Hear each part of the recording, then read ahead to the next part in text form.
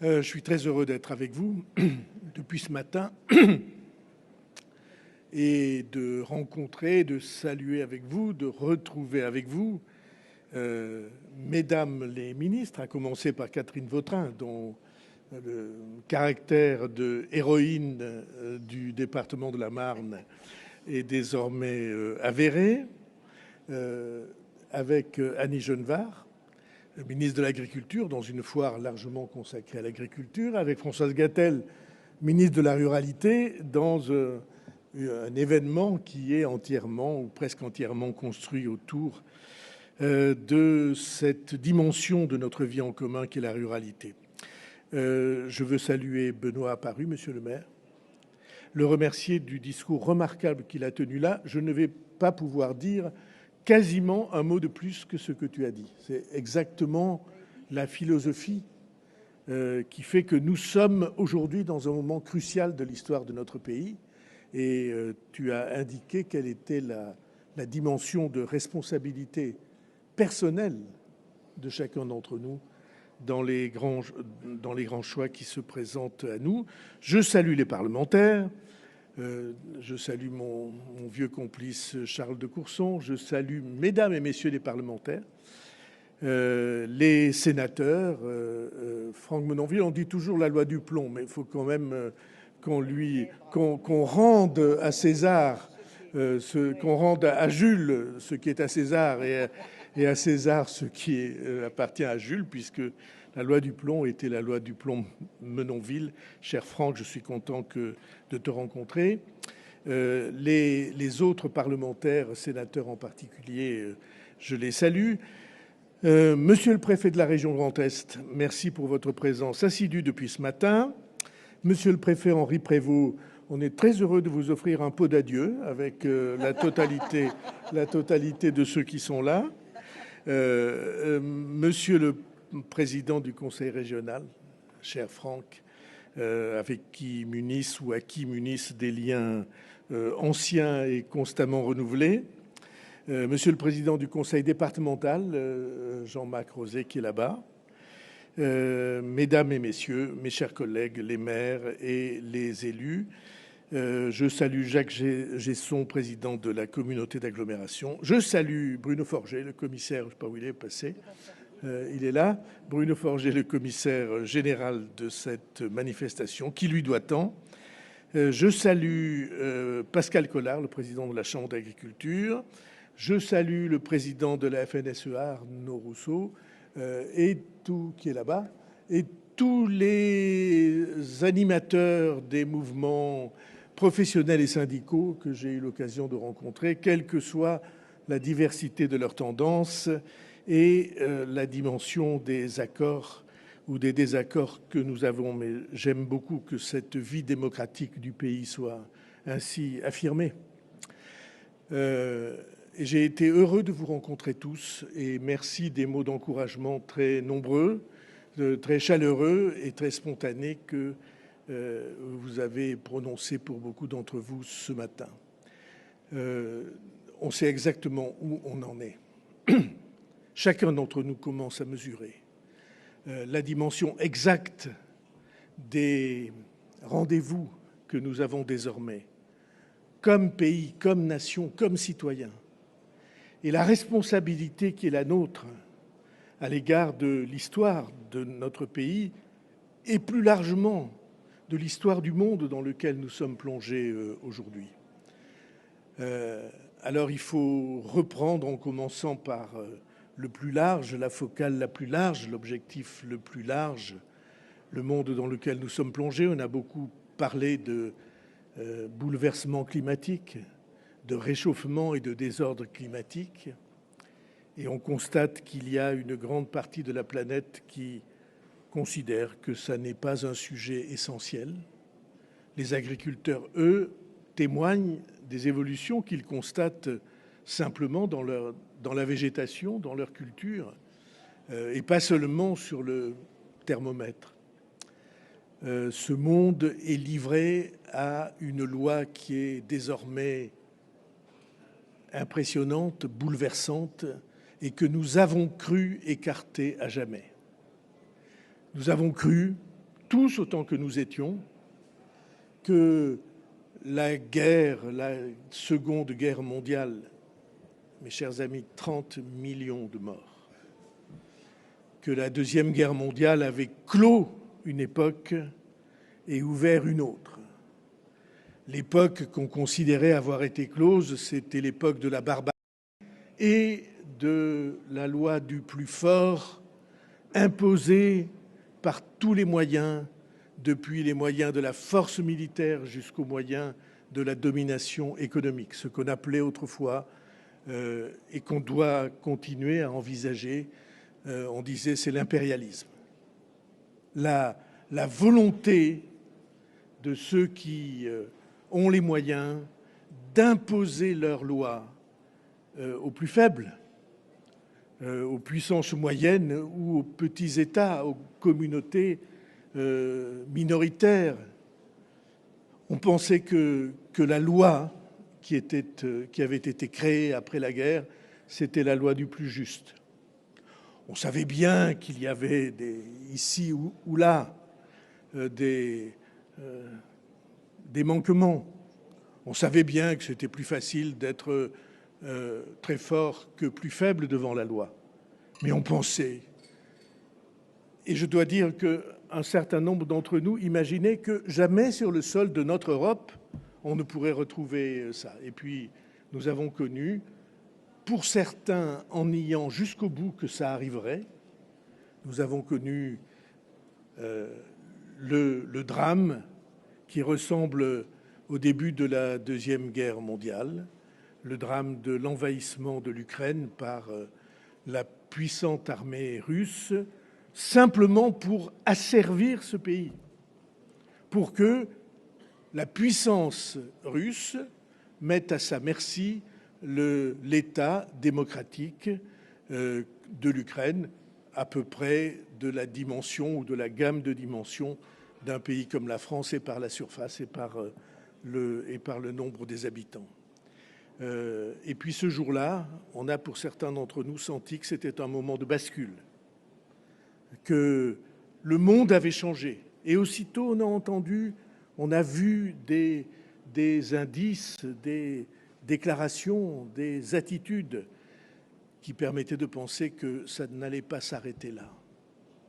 Et on a vu se développer des rumeurs du côté de la Chine et de Taïwan. Et puis surtout, on a vu se manifester, hélas, la guerre au Moyen-Orient avec l'assaut du Hamas du 7 octobre, qui était purement et simplement un pogrom pour tuer, pour être le plus sauvage possible. Et puis les conséquences de tout ça, qui, je crois, avaient été programmées, parce que je pense que ceux qui avaient médité cet assaut barbare contre des femmes, des enfants, avec les plus grandes marques de sauvagerie possible, je pense qu'ils imaginaient ce qui allait se produire et que ce qu'ils voulaient en réalité, c'était qu'il soit désormais impossible de marcher vers la paix. Vous savez qu'il y avait ces accords qui se dessinaient, qui se profilaient, qu'on appelait les accords d'Abraham, entre un certain nombre de pays de cette région, de pays arabes, de pays musulmans et des représentants d'Israël. C'est ces accords-là qui étaient tués. Nous avons connu la suite avec le Liban et avec l'Iran. Et puis, nous avons rencontré, à la surprise de beaucoup d'observateurs, un autre basculement du monde, c'est que dans notre alliance des pays de liberté, les États-Unis avaient décidé avec le président Trump qu'ils imposeraient leurs lois commerciales, industrielles, militaires, y compris à leurs alliés, que nous avons été loyalement, sans faille, et avec raison, depuis la conclusion de la guerre. Et ça s'est traduit par beaucoup d'oukases, de décisions imposées. Ça s'est traduit en particulier par la création unilatérale de droits de douane, déséquilibré, droits de douane que les États-Unis imposent à leurs alliés européens et que leurs alliés européens ont décidé de laisser passer sans réaction. Alors je disais ce matin, j'entends très bien le raisonnement économique qui a fait que l'Europe a décidé à qui on impose 15% de droits de douane, on ne proposerait que 0% de droits en échange pour les produits américains. J'entends très bien le raisonnement. Le raisonnement, il est simple, c'est, contrairement à ce que croient ceux qui font des annonces dans ce domaine, les droits de douane, ce n'est pas les producteurs qui les paient, ce n'est pas les importateurs qui les paient, c'est les consommateurs qui les paient. Et donc, nous ouvrons nos portes et les autres filtrent les leurs. Et du point de vue économique, je peux comprendre, mais simplement du point de vue de ce qu'est l'influence dans le monde. Nous qui avions bâti l'Union européenne pour ne plus jamais avoir à accepter la soumission à l'égard de qui que ce soit. Nous qui avions bâti l'Union européenne pour avoir accès à la souveraineté par l'alliance à laquelle nous n'aurions pas eu accès tout seuls.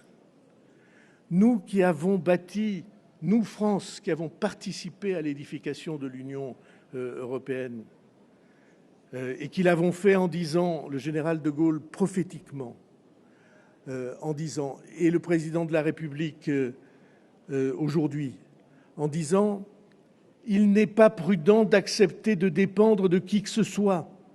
On ne sait jamais ce qui peut se produire. » Je cite à peu près exactement ce que le général de Gaulle avait dit. On ne sait jamais ce qui peut se produire. Et il avait présenté un regard sur les États-Unis dans lequel il soulignait les risques qui pouvaient se développer par des tensions internes aux États-Unis dans le prolongement de l'histoire du XIXe siècle. Nous avions porté cette vision et aujourd'hui nous sommes loin de cette vision-là. Et donc la reconstruction d'une souveraineté européenne, d'une volonté européenne d'existence et de résistance à partir de l'indépendance dont nous avons besoin. Elle est nécessaire. Elle n'est pas nécessaire seulement dans cette confrontation des puissances. Elle est nécessaire pour nous à l'intérieur. Et je redis devant vous ce que j'ai dit aux organisations agricoles. L'Europe, elle est nécessaire pour que les règles du jeu entre nous soient équitables. Et nous disons, et nous redisons, je dis au nom du gouvernement français que ce que nous voulons obtenir, c'est l'égalité de traitement devant les normes, devant les règles. Ce qui doit présider aux règles au sein de l'Union européenne, c'est l'unité du continent européen. Et c'est la réciprocité. Et c'est l'obligation que si des règles sont imposées aux uns, elles doivent être aussi imposées aux autres. Et voilà toute la réflexion que nous avons conduite depuis des mois et des années, en particulier dans le cadre de cette loi dans laquelle Franck Menonville a joué avec le sénateur Duplon un rôle aussi important. L'Europe, où nous voudrions voir unité et volonté d'indépendance, cette Europe-là, elle est aujourd'hui loin de ce que nous en attendions. Il va falloir reconstruire tout ça. Et qui peut reconstruire? Eh bien, la France a, dans son histoire, constamment joué un rôle déterminant dans la question de l'avenir européen. Mais pour que la France soit entendue, il faut qu'elle soit forte. Et c'est toute la question qui est posée devant nous et que je veux simplement rappeler. Là, nous avons besoin d'une France forte, c'est-à-dire qu'en premier lieu, nous avons besoin d'une France qui produise en biens, en richesse, en agriculture, en industrie, dans les activités intellectuelles, scientifiques, technologiques. On a besoin d'une France qui produise. Le problème aujourd'hui, c'est que la France produit moins que ses voisins. Pas un peu moins que ses voisins, beaucoup moins que ses voisins. 10 à 15% de moins que les pays qui nous sont les plus proches sur le continent européen, ce qui a une traduction simple. Quand vous avez dans votre foyer un salaire de 2000, si vous produisiez 15% de plus, vous auriez un salaire de 2300. Et pour l'État, quand vous avez un déficit comme celui que nous avons aujourd'hui, vous auriez les ressources nécessaires pour le combler. Et il ne faut pas oublier que la dimension principale du déséquilibre que nous connaissons dans ce qu'on appelle les finances publiques, c'est-à-dire dans les dépenses de l'État et des collectivités locales et de la sécurité sociale, des hôpitaux, la question, c'est d'abord celle de la capacité à pouvoir mobiliser des ressources pour que tout cela vive. Donc, produire plus, il faut toujours commencer par ça. Et puis, deuxièmement, être capable de remettre de l'ordre dans nos dépenses et dans nos finances. C'est pourquoi j'ai voulu poser devant tout le pays la question essentielle de la dette. Depuis 50 années, 51 ans, 51 comme le département, depuis 51 ans, la France n'a pas présenté un seul budget en équilibre. Alors qu'est-ce que ça veut dire un budget en déséquilibre? Ça veut dire qu'à la fin de chaque année, il y a un déficit. Vous avez dépensé plus qu'il n'est rentré de ressources dans votre budget. Et qu'est-ce que c'est le déficit? C'est très simple. Ces sommes que vous avez dépensées en plus de vos ressources, ces sommes-là, vous les empruntez. Et en 51 ans, nous avons accumulé 3 350 milliards d'euros de dette. Alors je rappelle à ceux qui prononcent le mot de milliard comme ça que 1 milliard, c'est 1000 millions d'euros. 1000 fois 1 million d'euros. Donc nous avons accumulé 3 350 fois 1000 millions d'euros de dette. Alors, on a trouvé plein d'exemples ou d'illustrations pour le montrer, parce que c'est des chiffres qui dépassent de très loin la compréhension de chacun d'entre nous, surtout depuis que le calcul mental n'est peut-être plus une dimension essentielle. Alors, on dit de combien la dette du pays augmente-t-elle? Augmente-t-elle? Chaque seconde, elle augmente de 5 000 € chaque seconde. Depuis 51 ans, de combien la dette du pays a-t-elle augmenté chaque heure, de jour et de nuit? Elle a augmenté de 12 millions d'euros chaque heure. Et tout ça, le propre de la dette, c'est que ce n'est pas celui qui la contracte qui doit la rembourser tout de suite, c'est qu'elle est remboursée plus tard. Et donc, qui va rembourser cette dette? Qui devrait être en train de protester parce que cette dette qui n'a pas été dépensée par les gouvernements, qui a été dépensée par tous les Français, et je le prouve, qui a été dépensée par tous les Français parce que 1200 milliards de cette dette ont été consacrés aux retraites, parce que 600 milliards de cette dette ont été consacrés à la Sécu. Nous payons nous faisons rembourser nos feuilles de maladie par nos enfants. Tout cela, c'est une accumulation. Est-ce que nous sommes un pays qui refuse de voir sa situation, ou est-ce que nous sommes un pays qui a décidé simplement d'ouvrir les yeux sur sa situation? Et je disais deux catégories qui vont payer, ceux qui sont au travail, les salariés, et les jeunes qui arrivent. Et j'ai dit ce matin une formule, j'ai dit la dette, c'est l'esclavage des jeunes. C'est eux sur lesquels on fait peser la légèreté ou la facilité des décisions qui ont été prises par les gouvernements successifs et par les Français qui les ont approuvées. C'est eux les victimes. C'est à eux qu'on manque quand on dit c'est pas grave. C'est eux qu'on surcharge de ce poids de milliers d'euros par an pour chacun d'entre eux. Parce qu'eux vont devoir marner, travailler, ramer pour assumer cette dette-là. Et si ça n'est pas le cas, alors nous allons vers des catastrophes encore beaucoup plus graves parce que ça veut dire qu'un pays qui a besoin de ces ressources pour payer les fonctionnaires, pour payer les retraites, ce pays-là, il ne fera pas face à ses obligations. Et on sera comme les autres, ceux qui nous entourent, à être obligés de couper dans les retraites, dans les salaires de la fonction publique et dans le nombre de fonctionnaires du pays de manière drastique. Ne me croyez pas sur parole.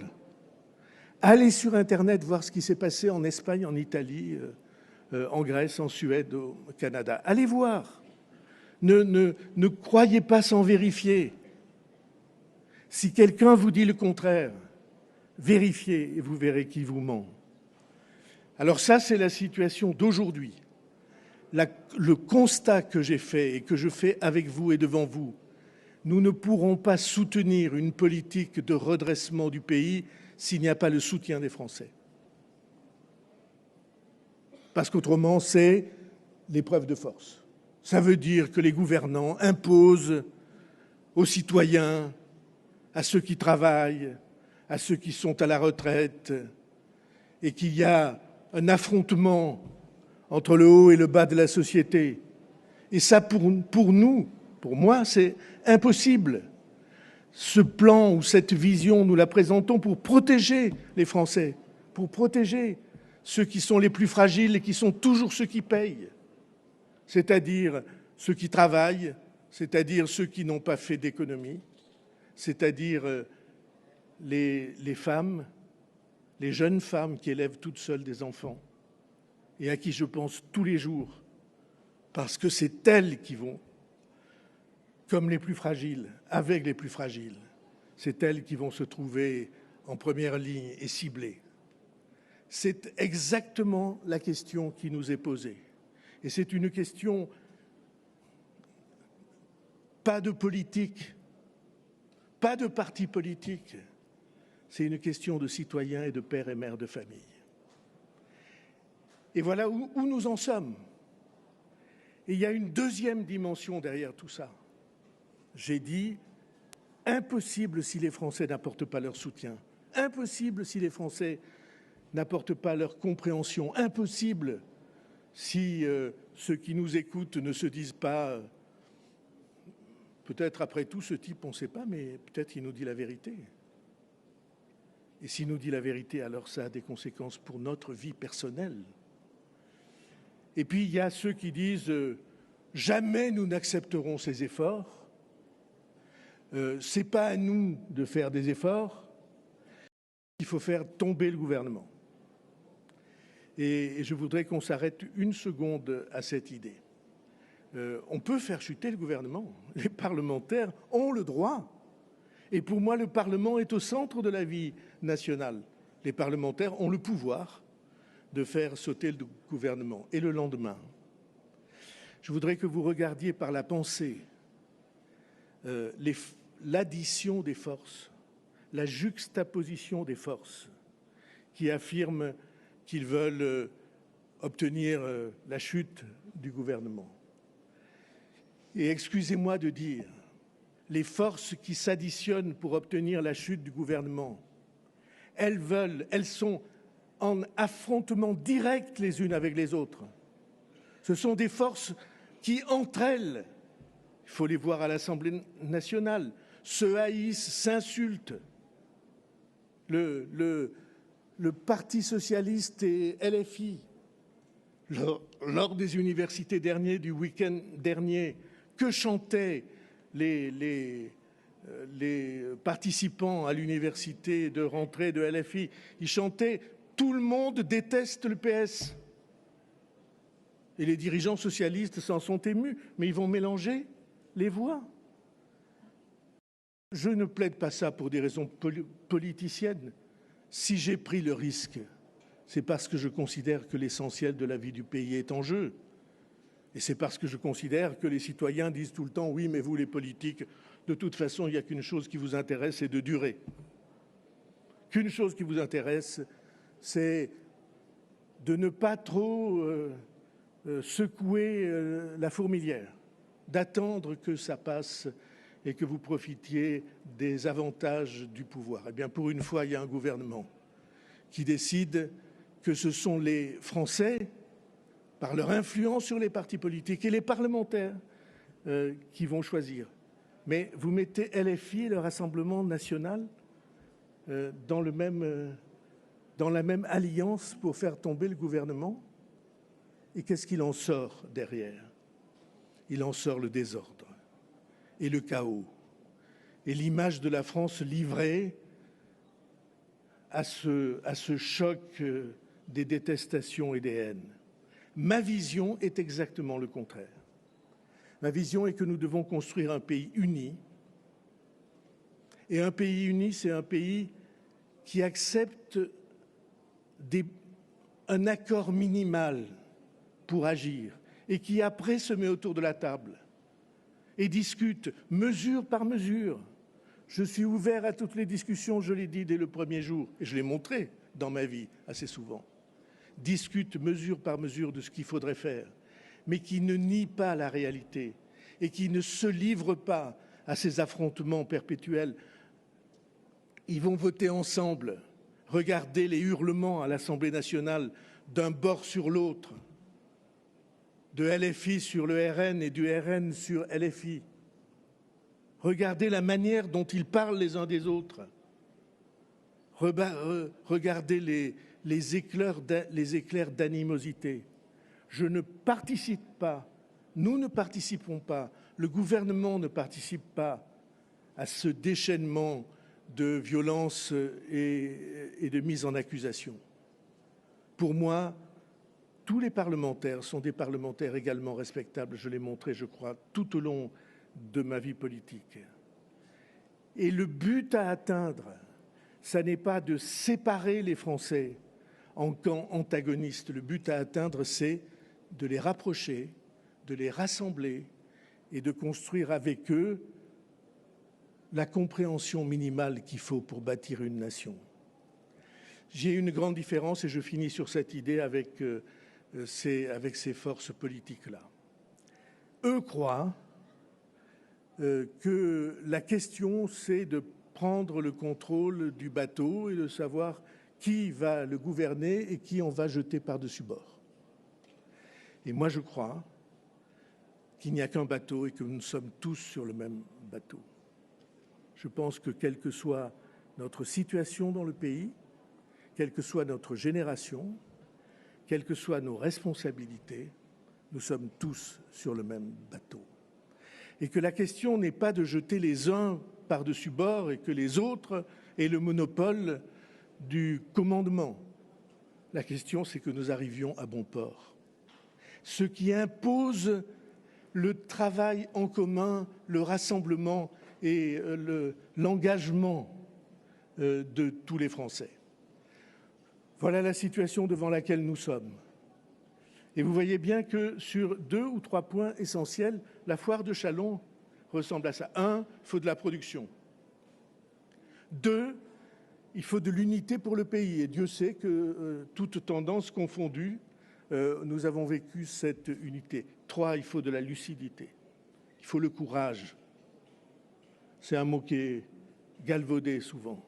Le courage de s'adresser à ses concitoyens comme on s'adresserait à son frère, à sa sœur, à son ami, en lui disant « on a un vrai problème tous ensemble et ce vrai problème, c'est le moment d'essayer de le résoudre ». Et pour ça, nous n'économisons aucun risque, parce que si nous le faisions, personne ne nous croirait parmi les citoyens français.